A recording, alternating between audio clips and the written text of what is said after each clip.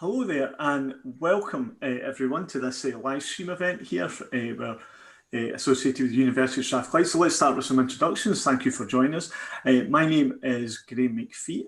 I'm a Senior Teaching Fellow in the School of Social Work and Social Policy in the Humanities and Social Sciences faculty in the University of Strathclyde. And I'd like at this point to introduce my co-presenter, Howard Ramsey. Howard, would you like to introduce yourself?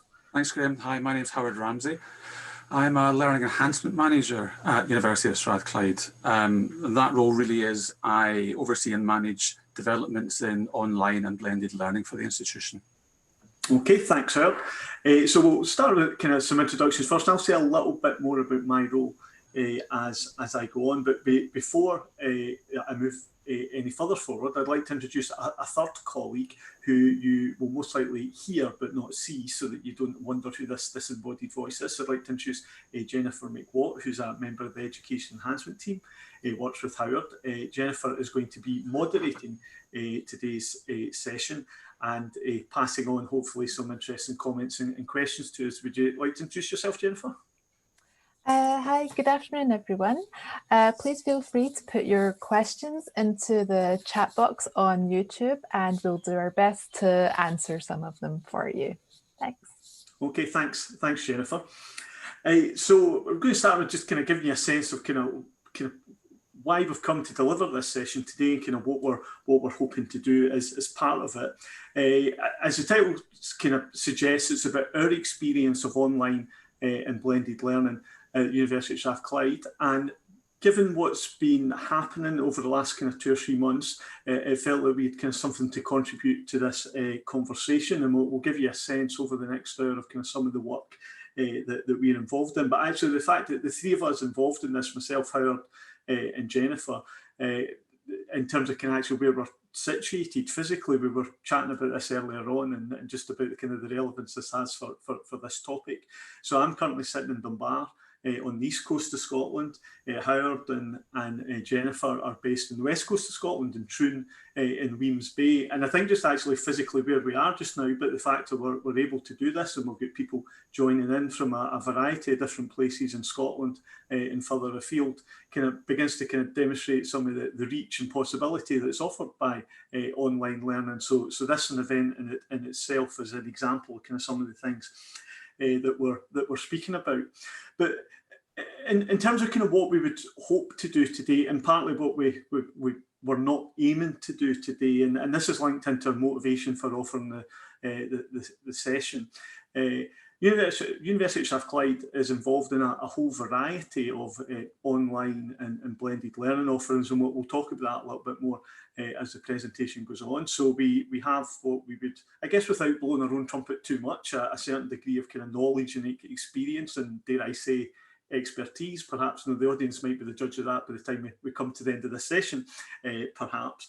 But given things that we've seen happening over the last kind of 2 or 3 months, in terms of certainly in a UK context, but also this is a worldwide issue, as more and more things have had to kind of move online in the different ways in which we've been living and communicating with each other, but particularly thinking about from an education perspective, from schools to colleges, from universities, in any range of settings, the amount of organisations that have had to kind of adapt to this way of working and thinking.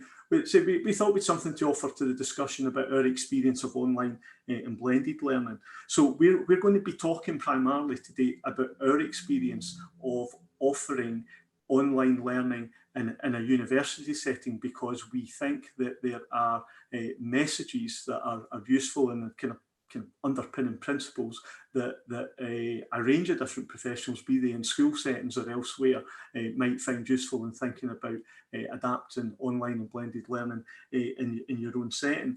And I think it'd be fair to say how both of us have probably got a kind of, if I call it a personal motivation for kind of what's brought us to this subject as well. Do you want to go first on that? Yeah, I have children in school. I have a 9-year-old going into primary 5, and I have a 15-year-old who will be he's going into primary S4, will be doing his national 5s next year. I just wanted to add as an aside, Graham, we're not in any way trying to say that we know the issues, problems, and stresses that school teachers are under at the moment. there will be a whole variety of issues that we're simply not aware of, and we're very aware that we're from a different sector. But as you said, we think potentially there is stuff that we could share here. Yeah, absolutely. And in that sense, in terms of kind of that bit about my personal motivation coming to this, I guess part of it is the fact that my initial undergraduate degree, I qualified as a primary school teacher. Feels like it was many years ago now, but perhaps much more relevantly over the last 3 months. My wife's a primary school teacher, so for the last 3 months, I've been sitting working here doing my university job, but in a room through the house, I've kind of sat and watched and listened to my wife be effectively, like many school teachers around the world, have been dropped into this world of online learning. And so in some ways our worlds have collided or kind of overlapped in some way. So whilst, as Howard says, that our purpose today isn't to talk directly to teachers in terms of this is your experience or what we think you should be doing, it's largely drawn on our own experience. I think there are definitely some lessons and some parallels for everybody that's involved in online learning, regardless of their setting, regardless of the age group of the learners that they're working with, in terms of some of the principles that underpin what is good online and blended learning. So from that, let's move on to the substantive part of the presentation. So Howard's going to share his screen and bring up we've got some slides that we're going to talk to. So whilst that's going on, you'll see that the presentation format will change slightly. So the big part of the slide, or the big part of the screen will be the slide itself, and you'll see either myself or Howard, depending on who's speaking. So just to give you a sense of kind of what we're planning to cover over the next hour or so, start with some introductions, which we've largely done. Howard's going to take over after I finish here. He's going to kind of offer some definitions of when we're talking about online, blended, distance learning, what do we actually mean? What does that involve? I'm going to give you a sense of what does Strathclyde do? I mentioned that earlier on, just to give you a sense of kind of some of the things that we're actually involved in. And then Howard's going to talk a little bit about the process of when we're thinking about developing learning to be delivered in an online and a blended manner, what's some of the planning that we need to think about in order that we carry this task out effectively. I'm then going to come in and talk about my experience of being a course leader on a couple of distance learning programs here at the university. And I'll say more about those programs then. So, but particularly focusing on synchronous online teaching, so it's kind of real-time kind of interactions, be it using something like Zoom or other platforms, and to give you a sense of, from our experience, kind of what works, what doesn't, and some kind of what we hope are kind of helpful hints and tips. And then hopefully at the end have some time to respond to some kind of questions and comments. And again, that's where Jennifer might come in at that point. So at this point, I'll be muted and Howard will be unmuted. So Jennifer, if you could do that for us, and I'll pass over to Howard to take over the next part of the presentation.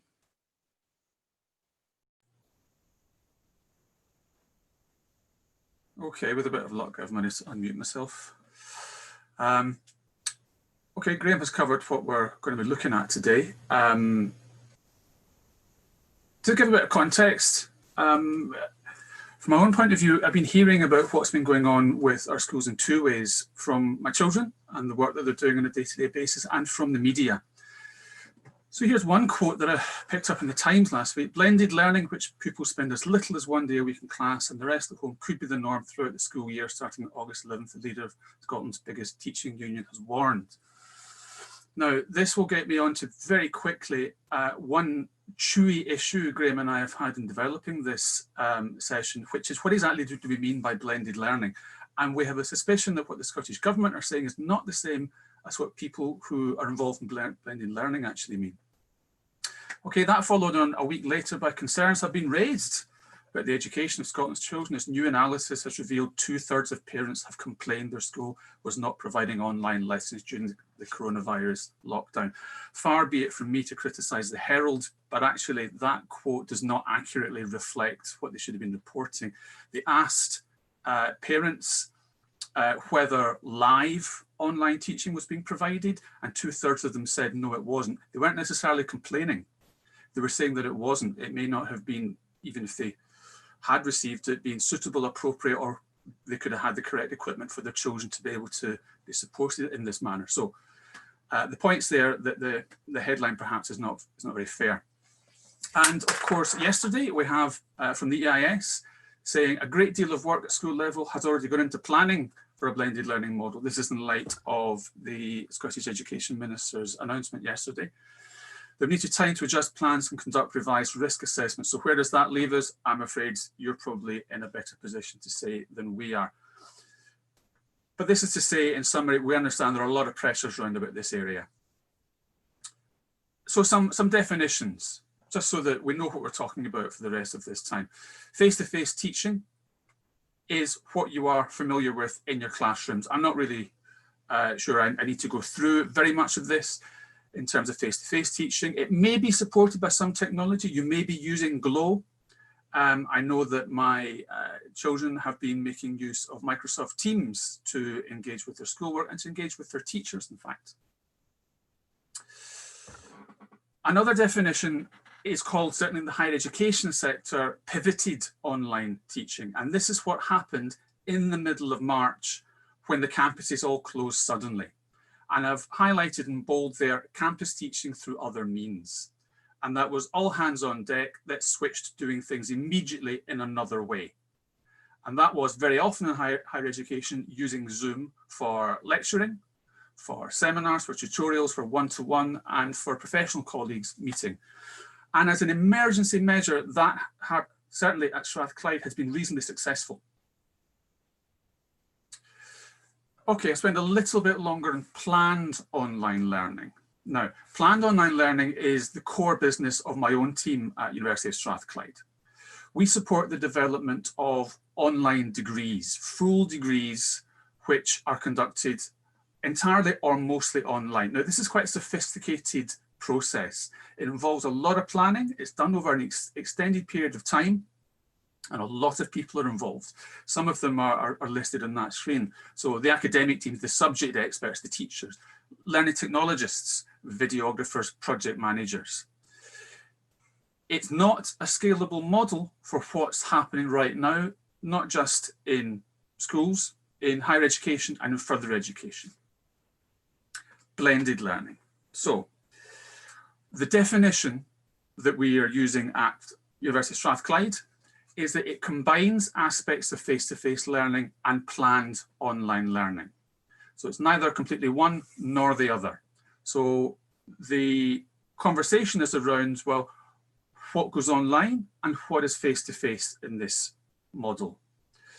So there are aspects of face-to-face learning which are most useful to student learning or cannot be run properly online, which we would continue to do if we're able to, if the campus can accommodate it face-to-face. Now, typically in subjects that we teach at Strathclyde, that might be group work, it could be laboratory work, things that simply physically cannot be done the same way or as effectively, although I would say a lot of group work can be done very effectively online.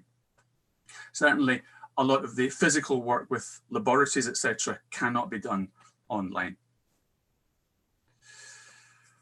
What it does require then is planning. Aspects of the planning process that we use for online learning needs taken, modified, and agilely turned into lesson plans which combine both.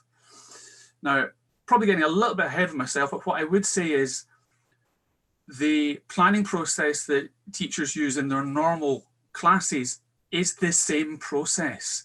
It's about staging your lesson, about staging what will take place that day, that week, that month.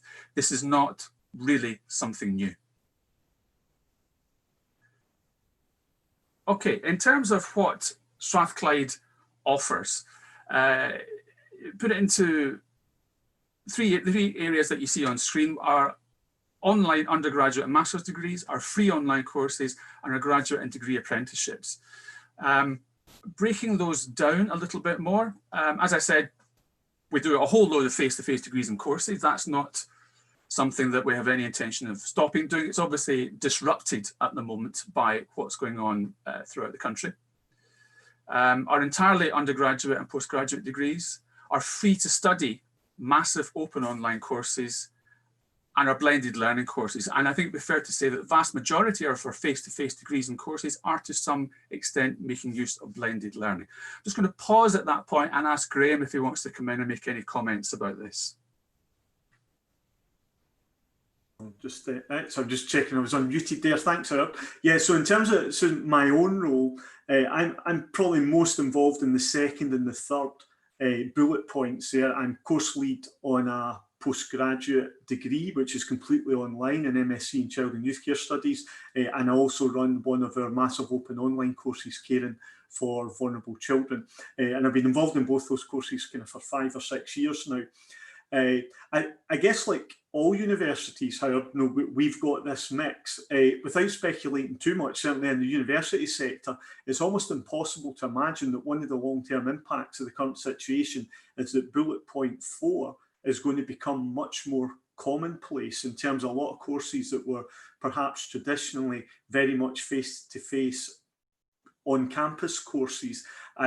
It's almost impossible to imagine this huge pivot that the entire higher education system is going through, and is kind of switching back everything the way it was kind of pre-COVID kind of sort of thing. So I mean, in a sense, that's a subject for another whole kind of webinar kind of sort of thing. But I think what we can expect, certainly in the college and university sector, is for there to be more evidence of a blended approach to learning, sitting alongside fully online programs.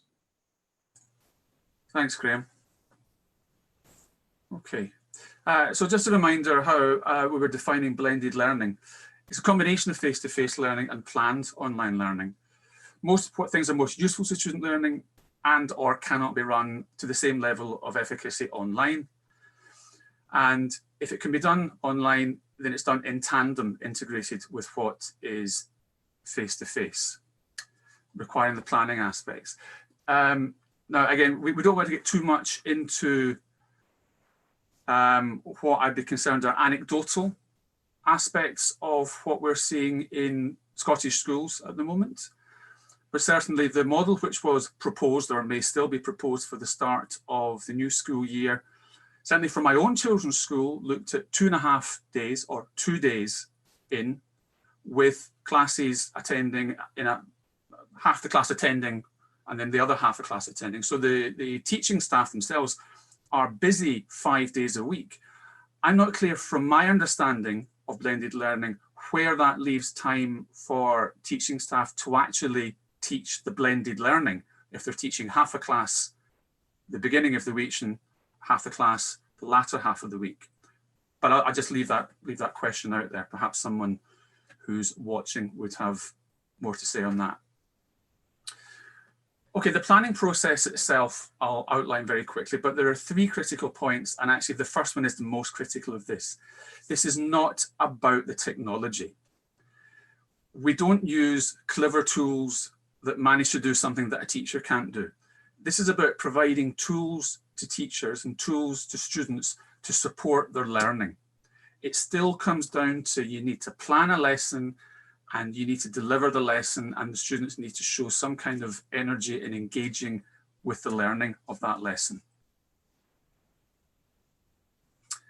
The way that we build and develop and run online courses, it's about a learning community. It is not about, number 1, read this, number 2, watch this. It's about engaging our students with each other. Now, 10 years ago, I would talk about online learning and not quite as many people got what I meant. But since then, social media has rocketed. And now I think it's generally accepted in a way that it wasn't 10 years ago, that there can be tremendously rich social engagement online. It doesn't always have to be face-to-face. Number 3, learning through doing. Again, to take away the idea of broadcast of teaching in higher education, and to not consider it to be a passive experience, or that you're simply to be a sponge that absorbs. And that's all through the design of activities. I'm going to give an example. Now, this is an example that I use in staff development sessions at Strathclyde.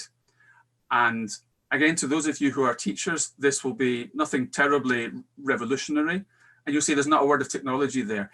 It's breaking down a class. In this case, it's Introduction to Bread. We use a discipline neutral subject, considering the number of subjects that are actually taught at Strathclyde. This keeps us safe. Most people eat bread of some sort. breaking it down into the weeks of the class. We tend to start the development of this actually with colleagues, not really in week number one. Week number one of any course is likely to be a bit different to any other course. We take week 4 in this case, butter, jams and oil-based spreads, and we break down as normal as in any other way of teaching the learning outcomes for that class. And you see there are 3 there. Sidestep a little moment to talking about the social aspect of our online or our blended courses, and that is the face of the course. And we always have debates with academic colleagues about the importance of them appearing, of their personality in a course, be that their voice, be that through textual engagement, be that through video. And an example I like to use is if anybody here has ever watched Euronews. Euronews is a cable news service, and it's the one that I know of that you never see the face of a presenter. And it's very strange for that reason. I think they do it that way so that people can actually be presenting it in different languages. They just use a different voiceover. Every single other news channel will use presenters because of the magnetic engaging ability of the human face. So here's an example this is a short video. It will play a little bit juddery because we're going from Zoom to YouTube. I'll play 10 seconds to give you an idea of the kind of thing that we use these for. Welcome back to Computational Thinking. This week in the course, we're going to look at the machines that make the automation of algorithms possible. A modern computer system. Okay, again, at the moment, most of our staff are not producing videos of that quality. They simply can't. They don't have TV studios in their own houses. But we have staff development sessions to show them how to do this to the best of their abilities in terms of lighting, to have a window in front of them. Short little videos to introduce, to keep a human contact with the students. We like to have one of these at the start of every week of our online courses. And if they're blended, there's no reason why that can't be done similarly. So breaking down the planner for one of these weeks, I told you we're going to look at briefly week 4. And here we have one of the planning documents that we actually use. Now, this is actually for an online course. I'll show you one for a blended one in a moment. And this breaks it down. Our engineers took this and color coded it, which was a revelation for me, the idea of doing this. And we break it down as any lesson plan would go into what the activity is, how long it's for, how long the student should be spending on it, any notes, any instructions for the students. And this is simply a very effective planning tool for any class. This one just happens to be for an online or for a blended class. This is a blended learning planner, the only difference being, and it's highlighted in red there, the parts of the class for that week which are face-to-face. And again, going back to our definition of blended learning, these have been identified as, you know what, these really have to be done face-to-face. If you look at how the week progresses, we always mark up how long we expect students should spend on something. You know, the first discussion, 5-2, is very brief, 5 minutes. We don't want them spending half an hour on it. Going down there, various subjects are being introduced with discussions, with short lectures. This lecture is so short, it's 2 minutes 31. Most of you, I assume, if your teachers are graduates, you would probably have open-armed welcomed a lecture that was only 2.5 minutes. We keep any use of video very short, ideally to less than 10 minutes. All the research shows people don't concentrate very well for more than about 15. These activities here, 5.2 to 5.8, set up for the on-campus activities, which are highlighted in red there. It doesn't finish there. It carries on to 5.9 and 5.10, which are reflective wrap-up tasks, which bring together aspects of what went on in the face-to-face session, which had been on campus the previous week. Okay, one other thing that I'll touch on is learning analytics. Learning analytics is a slightly intimidating phrase to some. It simply means use of the data that your learners, your students are producing, their clicks. How do I know that my students are doing anything if they're doing activity online? Well, the data's there, and it's a case of making sure that someone is able to provide you with an interpretation of that data. And these are reports that we have automatically generated for some of our classes. The example here is from one of our graduate apprenticeships. So it's a degree, it's also an apprenticeship, the two are combined. And the data shows that everything's anonymized here. The lines in red, these are students whose behavior through the week, the pattern of the clicks, does not reflect what we would consider to be good engagement with the class. And it allows us to then interpret that data, contact these students and find out, is everything okay? So that's one method we use to inform teaching staff. And it's not that we expect teaching staff to go away and produce these reports, they're provided for them. Here's another graph. Now this actually shows a couple of months of the year, September and October, and when our students were logging in. We had assumed for this cohort of students that our students would be logging in, doing a lot of work over the weekend. What I can tell you is, if you see the peaks and troughs of this graph, they all took Saturday and Sunday pretty much off. They were working in a completely different way to what we thought. The peak is Tuesday, Wednesday. The relevance of this is in terms of our students, when do we set deadlines? We set deadlines shortly after they've been able to do their work, because these students are also in full-time work. Your pupils, if you're a school teacher, will have different pressures. They'll have competition for devices, I'm sure, many factors. This also allows us to know when really should be providing student support. We thought for these students we should be providing this perhaps study skills supports at the weekend. Turns out they don't want to, they want a weekend. This is their typical activity over a 24-hour period. And we thought, you know what, they'll be doing their studying in the evening, this particular cohort of students. They weren't. The peak there is at 7 o'clock in the morning. That is either as soon as they get up, or if they're on shifts, it might be in breaks or at lunch. And again, this changes when we might make things available, whether that's library support or study skills support. At that point, I'm going to hand over to Graham, who's going to talk about synchronous online teaching. Over to you, Graham. Thanks, Howard.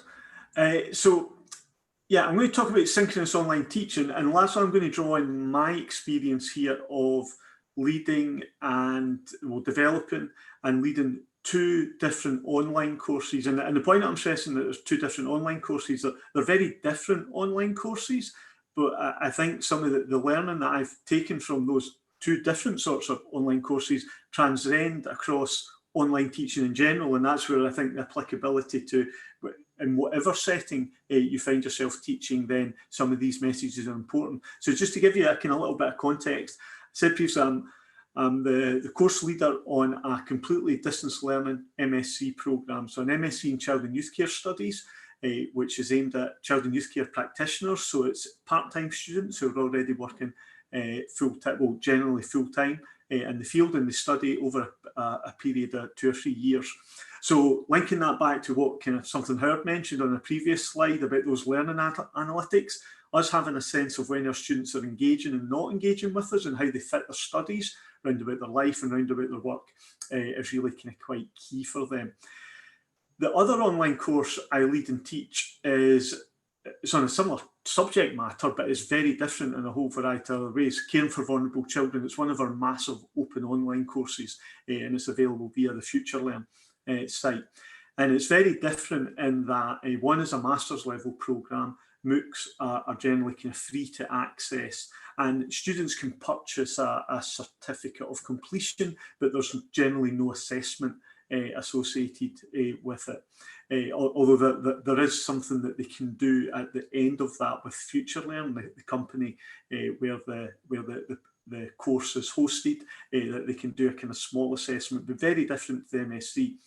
But perhaps the biggest difference is in terms of kind of scale and size. The CYC, the master's programme, we generally have cohorts of between 10 and 15 students. We ran Caring for Vulnerable Children earlier on in lockdown and made over 13,500 participants registered in that course working through it. So kind of quite different beasts in that sense. But what are some of the things that they have in common, and kind of this notion of kind of synchronous online teaching? So again, perhaps to just offer some definitions, because at the university we would talk about synchronous and asynchronous learning. So to define that, what do we mean by that?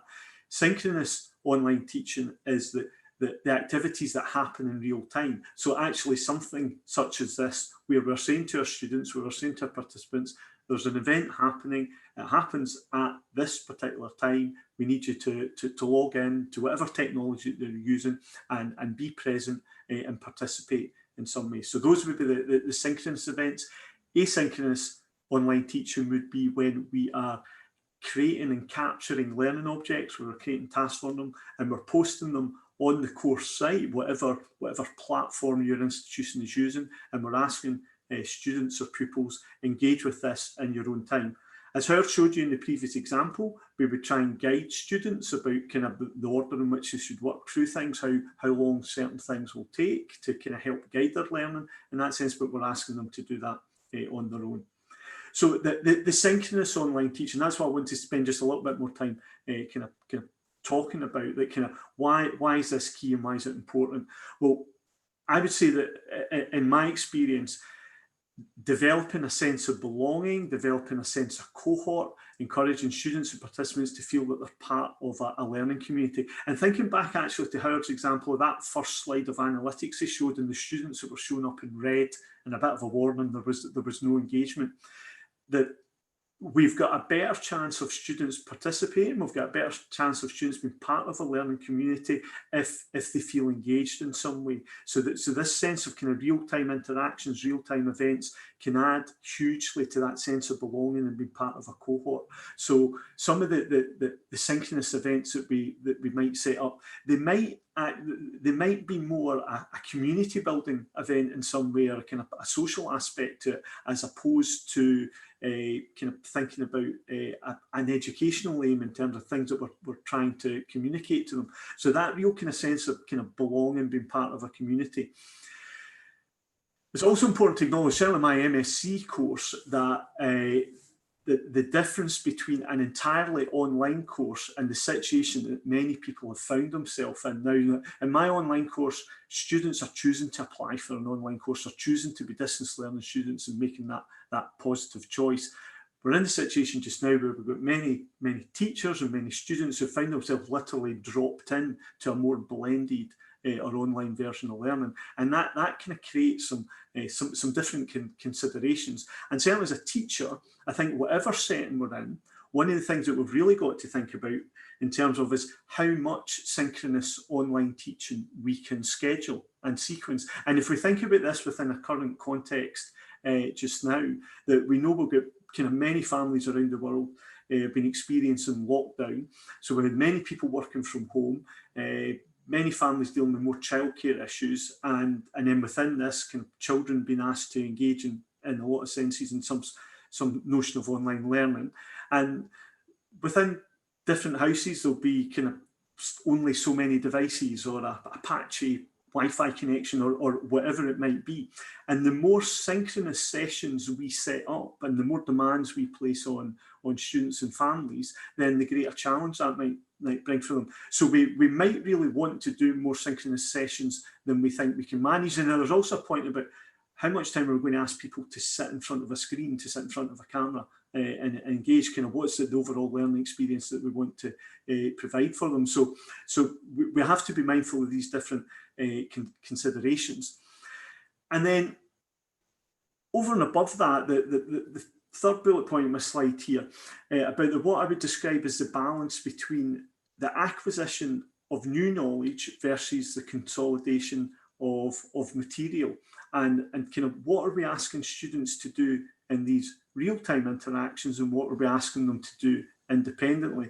Because if all teachers in any setting do is effectively bung material on some platform and say to their students, whatever age they might be, children or adults, go away, look at that, read it, watch it, listen to it, whatever it might be, and engage with it on your own, is that really effective teaching? Is that really helping them to acquire new knowledge? I think most teachers would suggest not, and there'd be more kind of effective ways of kind of how we can use our synchronous sessions. So there's the bit about that, how we want to use our synchronous sessions and effectively. Certainly my suggestion would be based on my experience, that if we're going to ask students to log in, if we're going to say there's a real-time event happening, think back to our slide a couple of times ago with the different parts in the course, and there were sessions where we're asking them to log in.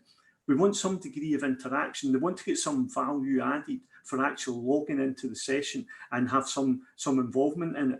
And actually the feedback that we get from our MSc students is, in many ways, that part of the course that they value most, that when they're in the synchronous sessions using the platform that we use, like most other universities, well, like a number of universities will switch to Zoom for that kind of quite recently. But the students' feedback that's where a lot of it really happens, in terms of those real-time interactions, those conversations, those testing things out. But it also feeds back up to the first point, because it's how they begin to develop that sense of belonging and connection, because it's not just a post in a forum, then it's not just something that's more anonymous. It's about a relational interaction, and it's about something that's happening between students and teachers. I'm going to move on.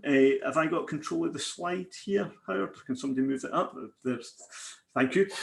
So, and in the sense that that's kind of, we can class it as what works and what doesn't work. Well, in my experience, I've said, trying to achieve the correct balance between synchronous and asynchronous materials and events is absolutely key. Now, in any particular setting, in any particular course or programme, I don't think there's necessarily a right or a wrong number or formula about what percentage should be synchronous and what percentage should be asynchronous. That's going to be at the judgment of the teachers on a week-to-week, subject-to-subject basis, and it's going to kind of vary over time.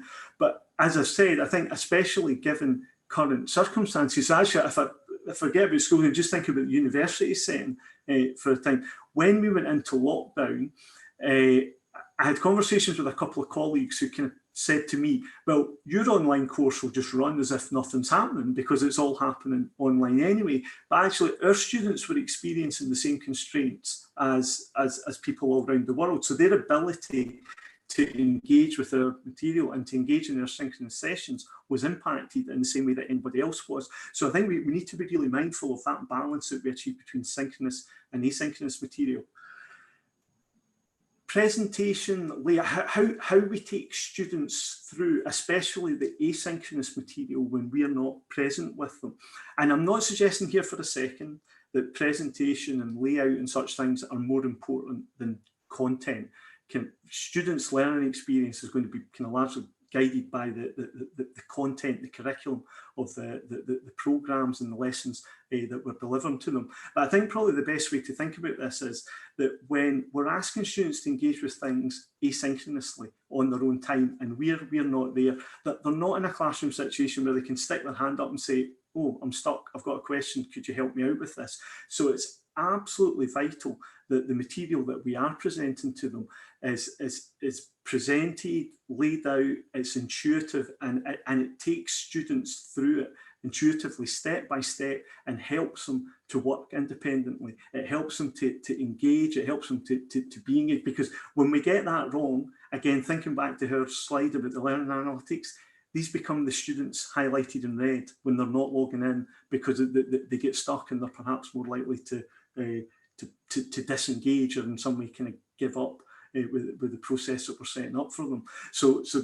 And that really speaks to Power's earlier point about the kind of importance of planning. And again, for teachers around the globe, again, regardless of setting, whether it's school children, college, university, wherever it is, that notion of kind of planning out our lessons, planning out our kind of learning aims and objectives, and how we hope to move students from one stage to the next, that's our bread and butter in many ways. And that needs to feed into this, the presentation, the layout, and how we encourage in a more online or blended environment, students to be able to work independently through this process. But I'm going to come back to where I'm going to finish where I started in terms of this sense of belonging and involvement to promote engagement and enhanced learning. From my experience online and blended learning, this underpins everything. If students don't feel part of something, if students feel kind of disconnected in some way, then they're much less likely to achieve the learning aims that we've got from them. And this even then links back to when Howard showed you the little clip there of our colleague being the voice of the course, or the face of the course, as we talk about, and that sense of kind of students seeing and hearing their teachers. Obviously that factors into that bit about synchronous teaching, in terms of one of the advantages of synchronous teaching. If we're appearing on screen, whatever platform we're using, if they're seeing us, if they're hearing us, if they're engaging with us, then we've got more sense of developing that sense of belonging, that sense of learning community, and using that to promote engagement and enhance kind of students' learning. But what we wanted to do was kind of make sure that we had some kind of time at the end. So we're pretty much running to time as it is. So Howard, are you going to unmute yourself? And I am unmuted.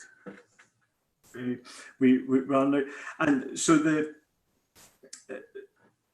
I guess so at this point, so Jennifer's asked, have there been any comments or questions? Yeah, there's been quite a few good comments and questions there. So thank you everyone who's been participating in the chat box. I think a good question perhaps to take on is from Kenji. They're asking about approaches to designing kind of activities, courses for online.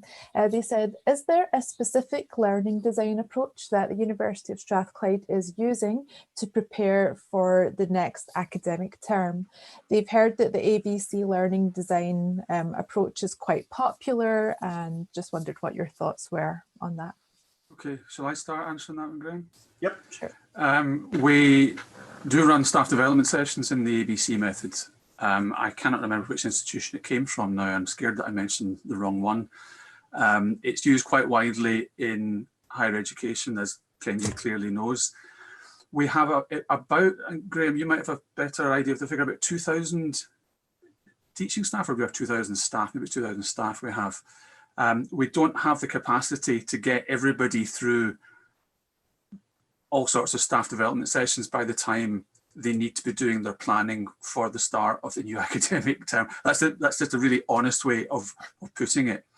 That is the general approach for our completely online courses. We either use the ABC method or a modification of that, which actually preceded the ABC method, but is fundamentally very, very similar. I don't know if you got anything more to add to that, Graham. Yeah, I mean, I think it's right. I'm thinking back to the slide you had near the beginning about I was talking about the pivot to online learning, and so certainly at the University of Strathclyde and many other universities, we've got what we would regard as a really thorough process for the development and launch of new online programs. And so if I use my own example, our distance learning CYC program, in terms of the kind of the birth and development of that kind of happened over a couple of years. Like the entire higher education system, just now we don't have that luxury of time and resource. No, we are making this emergency pivot online. But actually, I would suggest kind of one of the things that I'm kind of stressing to staff and colleagues is the point that you made in terms of those kind of 3 rules, kind of heard. And about rule number 1 is about kind of pedagogy before technology, and a sense of us having a kind of clear sense, then rather than getting blinded by the technology, is actually thinking about what are the learning objectives that we want to achieve on this course and this program, and then work from there, as opposed to, because if we start with the technology, then we could use the notion it's a bit like putting the cart before the horse, exactly. in some way, if we want to kind of use that example. Yep, totally agree. Thanks. Okay, another question is coming from, I think it's Dolina, asking how do you deliver feedback in the blended model? If you're not seeing students face to face all the time, what are some ways of giving feedback to students? I'm happy to start on this one, Howard, Yep, because we've been certainly having lots of conversations certainly within our faculty, and that'll be across our entire university, and it'll be across lots of different institutions as well. And I dare say this is a kind of real issue for kind of school teachers as well, in terms of kind of as they've had to pivot to online learning, in terms of kind of what sort of feedback do we give students. So I guess in many sense there's an obvious bit about that we can provide written feedback, but written feedback, that can be quite a timely exercise, a time-consuming exercise in terms of kind of constructing that and ensuring that the written feedback that we are providing is communicated and hopefully received and interpreted in the way that we would like it to be. And I think most teachers probably find it's easier to provide written feedback when it's glowing and positive feedback that we've got to offer, and when there's more of a challenging nature to talk about, that becomes more of a challenging for us in terms of, right, I need not to miss the point, but how do I get this across in a way that's going to be supportive and developmental? As certainly within the university setting, as we've been increasingly thinking about this pivot to online learning, I think there's been more discussion about teachers or lecturers doing stuff like this rather than actually writing things down about offering audio or audio and video feedback. And so I'm not making any money out of Zoom here, so I'm not endorsing that on the basis of this, but using a product such as Zoom, it's really easy to turn that on, turn on record mode, and you could speak to the camera for however long, in terms of be speaking to the student in terms of the feedback that you would like to offer them, capture that and post it and make it available to the student. And that could happen with groups as well. So that's something that we've been increasingly encouraging teaching staff to think about in terms of how they might provide feedback to either individuals or groups. And there's a notion of that there's a part of that I think is more personal and relational than the written piece of paper. I don't know if there's anything you'd like to add, Howard.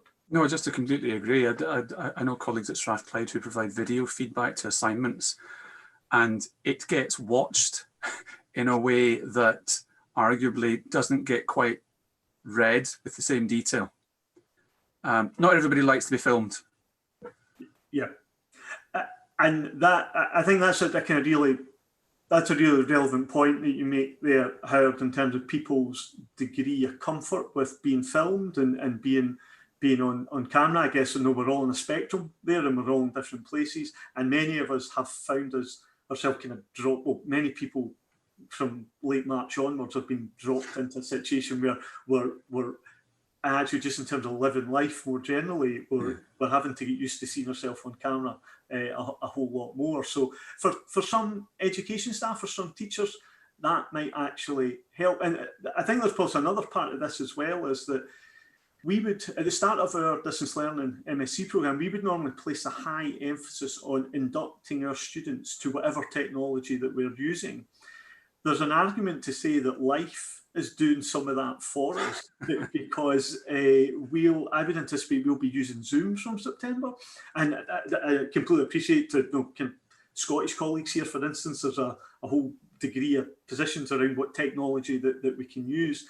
But in our example, actually day-to-day life is going to do some of that induction for us, because we'll have students coming to us who are more used to and more adept to coming in and out of, whether you're using Zooms or Adobe Connect or Teams or whatever it might be, just the fact that you're coming in and out of these platforms and using them, I think should help to break down some barriers and do some of that induction for us before we get there. And I would imagine, certainly if for many school teaching, I know this kind of, as a parent, as my children grew up, that a lot of my technology learning came from my children, in terms of kind of them showing me how to kind of do things and such like. So, but yeah, Howard, you're right, there's a degree of comfortableness there, and it's probably, everybody's on that spectrum of how comfortable they feel appearing on video, audio, etc.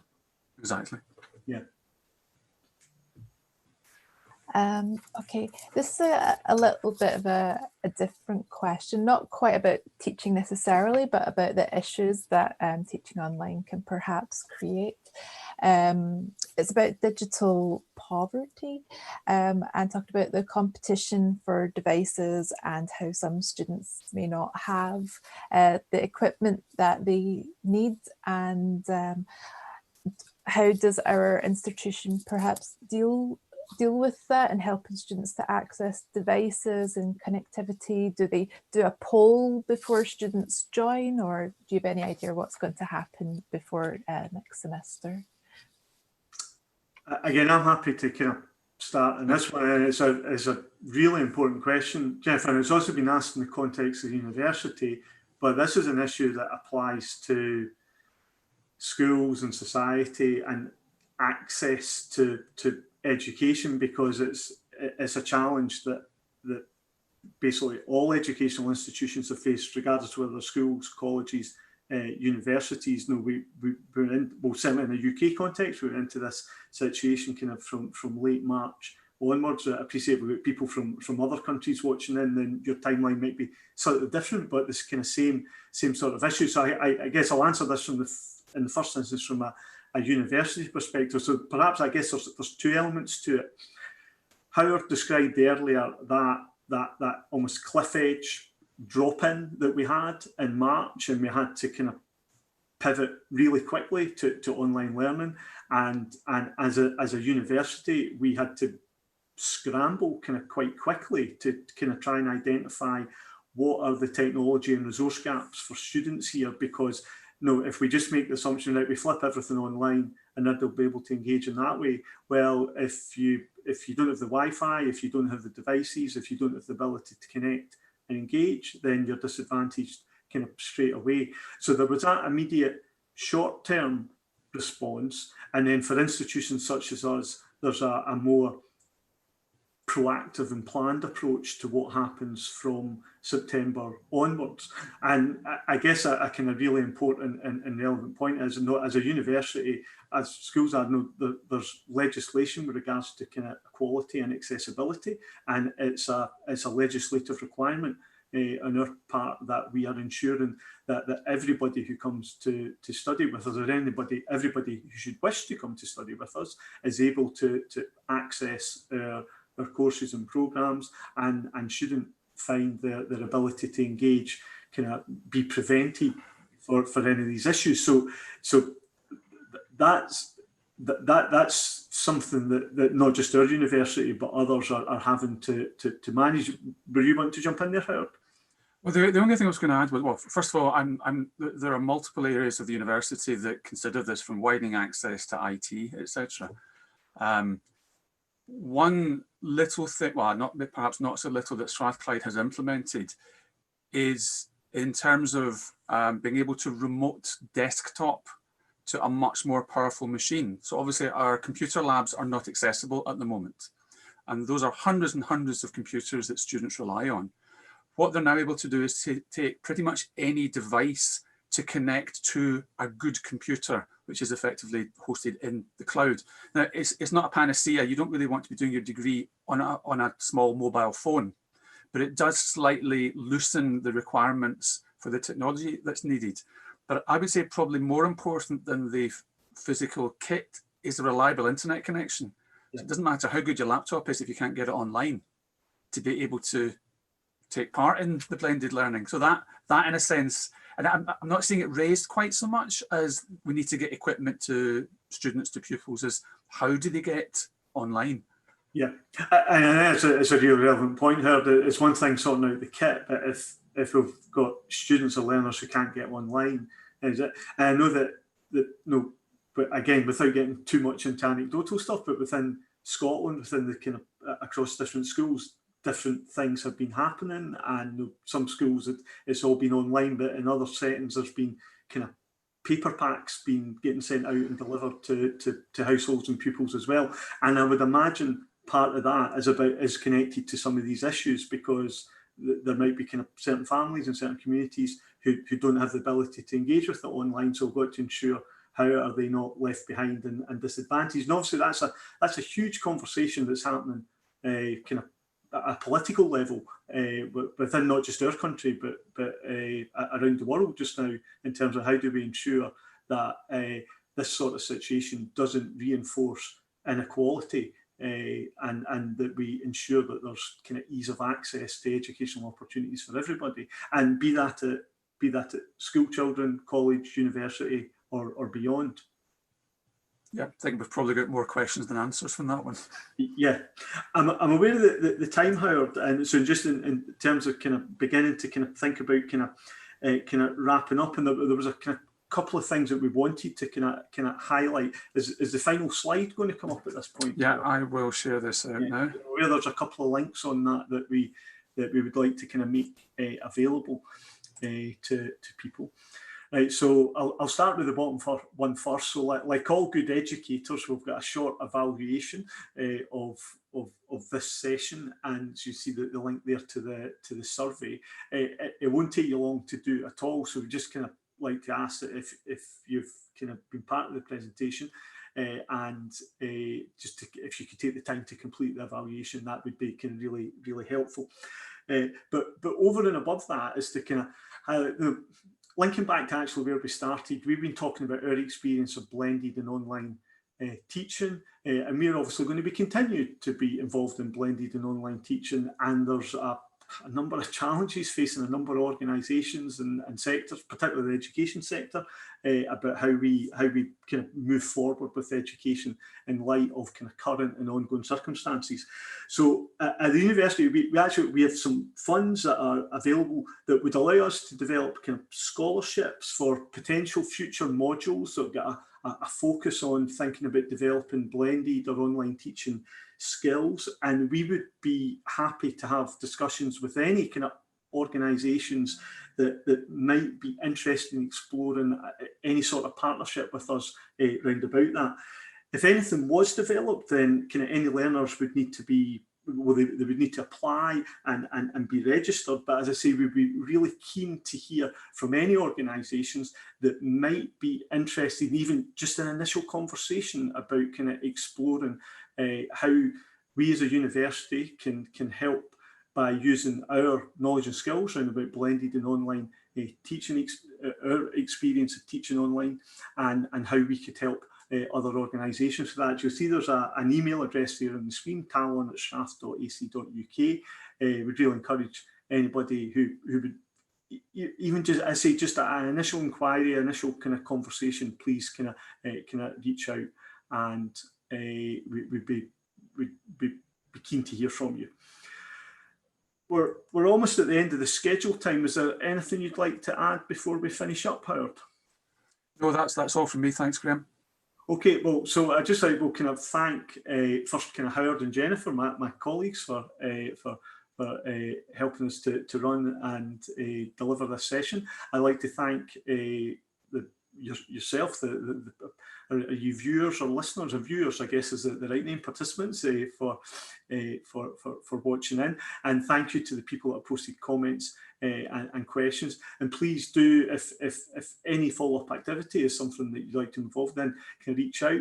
And I'd just like to kind of finish by kind of saying to everybody, kind of good luck as we move forward. I'm assuming that kind of everybody that's tuned into this has got some sort of connection or involvement in blended and online teaching. It's a challenging set of circumstances for all of us, and so good luck with your future endeavours, and stay safe and stay healthy. Thanks.